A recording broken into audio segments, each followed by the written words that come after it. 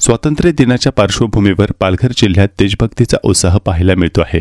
स्वातंत्र्य दिनाच्या पूर्वसंध्येला पालघर जिल्हा मुख्यालयासह सूर्या धरणाला आकर्षक विद्युत रोषणाई करण्यात आली आहे। तिरंग्याच्या रंगांनी उजळलेल्या जिल्हा मुख्यालय आणि सूर्या धरणाचे मनमोहक दृश्य नागरिकांचे लक्ष वेधून घेत आहे। देशभक्तीची भावना जागृत करणाऱ्या या रोषणाईमुळे संपूर्ण परिसरात स्वातंत्र्य दिनाचा उत्साह आणि जल्लोषाचे वातावरण निर्माण झाले आहे। माझे तो लँडस्केप ग्रीन है, रेड है, व्हाइट व्हाइट